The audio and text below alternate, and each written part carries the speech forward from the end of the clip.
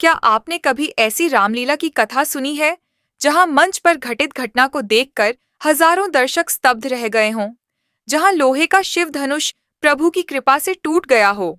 आज हम आपको ले चलेंगे 1880 के बनारस के पास तुलसी गांव की उस रामलीला में, जहां पंडित कृपाराम दुबे और एक 17 वर्षीय कलाकार की आस्था ने असंभव को संभव कर दिया। साल था 1880। अक्टूबर-नवंबर का समय। बनारस की एक प्रसिद्ध रामलीला मंडली तुलसी गांव आई थी। 22 से 24 कलाकार गांव के ही एक व्यक्ति के घर पर रुके थे। दिन में रिहर्सल, रात में हंसी ठिठोली और भोजन, और शाम होते ही पूरी मंडली रामलीला के रंग में डूब जाती थी। इस मंडली का संचालन करते थे पंडित कृपाराम दुबे। हारमोनियम पर बैठकर वे रामचरितमानस का पाठ और मंच संचालन करते।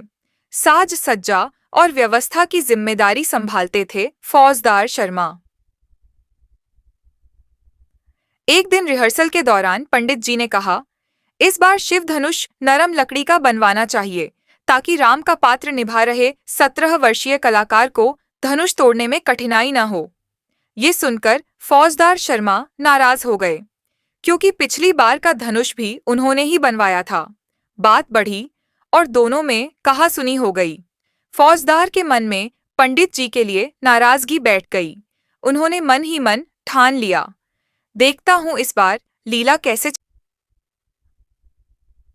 रामलीला का शुभारंभ हुआ। हजारों दर्शक शिव धनुष भंग की लीला देखने आए। पंडाल में सन्नाटा था। सभी की नजरें मंच पर टिकी थीं।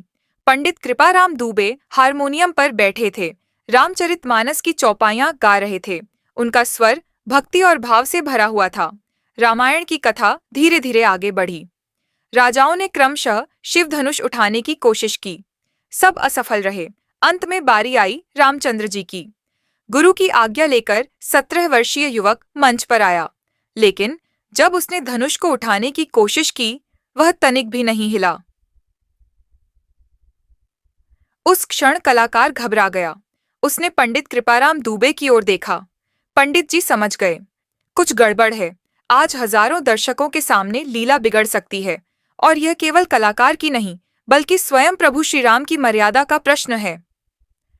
पंडित जी ने कलाकार को आंखों से संकेत किया, प्रदक्षिणा करो, अभी समय है। और फिर उन्होंने अपनी आंखें बंद कर दीं। दोनों हाथ हारमोनियम पर रखकर पूर्ण भक्ति भाव से प्रभु राम का स्मरण करने लगे। दर्शकों ने बताया, उस क्षण मानो चमत्कार घटित हुआ। पंडित जी की उंगलियों से हारमोनियम पर ऐसे सुर निकले जैसे स्वर्ग से कोई दिव्य ध्वनि उतर आई हो। नगाड़ों की सामान्य आवाज भीषण दुंदुभी में बदल गई। पेट्रोमैक्स की धीमी रोशनी अचानक तेज हो गई। आसमान में बिना बादलों के बिजली चमकने लगी। पूरा पंडाल अद्भुत प्रकाश से भर गया। दर्शक स्तब्ध थे। किसी को समझ नहीं आ रहा था कि क्या हो रहा है। और तभी पंडित जी ने चौपाई गाई, लेत चढ़ावत खैंचत गाढ़े, काहू न लखा देख सबू ठाड़े, तेहि छन राम मध्य धनु तोरा, भरे भुवन धुनि घोर कठोरा। जैसे ही चौपाई पूरी हुई, आकाश में भीषण बिजली कड़की और मंच पर रखा लोहे का शिव धनुष 2 भागों में टूट गया। लोगों ने कहा, यह सब इतनी तेजी से हुआ कि किसी ने देखा भी नहीं कैसे और कब धनुष टूटा। अगले ही पल सब सामान्य हो गया। पंडित कृपाराम दुबे मंच पर गए। टूटे हुए धनुष और राम का पात्र निभा रहे कलाकार के सामने दंडवत हो गए। पूरा पंडाल जय श्री राम के उद्घोष से गूंज उठा। पंडित जी की आंखों से आंसू बह रहे थे। वह आंसू श्रद्धा और आत्मसमर्पण के थे। यह घटना केवल एक रामलीला का प्रसंग नहीं थी। यह प्रमाण थी कि जब मन निर्मल हो, भक्ति सच्ची हो, तो स्वयं ईश्वर मंच पर उतर आते हैं।